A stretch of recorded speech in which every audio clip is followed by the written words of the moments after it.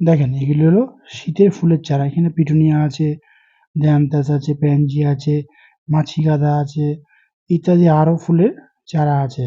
তো আপনারা অনেকে করেন কি, এই ফুলের চারা নিয়ে এসেই কিন্তু আপনারা সঙ্গে সঙ্গেই কিন্তু আপনারা টবের মধ্যে বসিয়ে দেন। যেদিনকে নিয়ে এসেছেন সেদিনকেই বসিয়ে দেন। সেখানেই করেন কিন্তু আপনারা মস্ত বড় ভুল।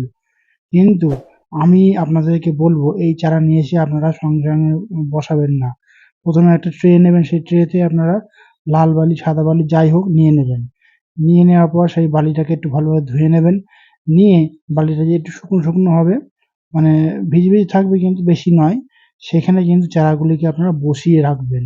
মিনিমাম এইভাবে আপনারা 10 থেকে 12 দিন বসিয়ে রাখার পর যখন দেখবেন টবের নিচ দিয়ে যখন সরু সরু শিকড় বার হচ্ছে এবং টবের উপর দিয়ে যখন সাদা সাদা শিকড় দেখতে পাবেন, তখনই কিন্তু আপনারা এই গাছগুলিকে রোপণ করবেন ছোট টবে। ডাইরেক্ট কিন্তু বড় টবে রোপণ করবেন না। ছোট টবে রোপণ করার পর যখন রুট বাউন্ড তৈরি হবে, তখন আপনারা ডাইরেক্ট বড় টবে রোপণ করবেন। কোনো অসুবিধা হবে না। একটি শীতের চারাও কিন্তু মরবে না। কারণ আমি নার্সারিতে যখন গিয়েছিলাম, কয়েকজন নতুন বাগানি তারা দেখছিলাম মানে চারা নিয়ে গেছেন কিছুদিন আগে, কিন্তু সেই চারাগুলি মারা গেছে। তারা আমার সঙ্গে বলেওছেন। সেই জন্য আমি ভিডিওটি আপনাদের সুবিধার্থে আমি করলাম। বিশেষ করে যারা নতুন বাগানি, এই ভুলটা কিন্তু তারা বেশি করেন।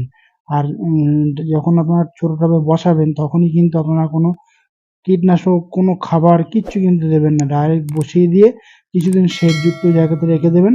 তারপরে যখন রুট ভালোভাবে ধরে যাবে মাটির সঙ্গে, মিনিমাম 15 থেকে 20 দিন পর থেকে আপনারা খাবার স্টার্ট করবেন এবং যখন দেখবেন সামান্য একটু সমস্যা হচ্ছে, কীটপতঙ্গের হাত থেকে রক্ষার জন্য একটু কীটনাশক হালকা করে স্প্রে করে দেবেন।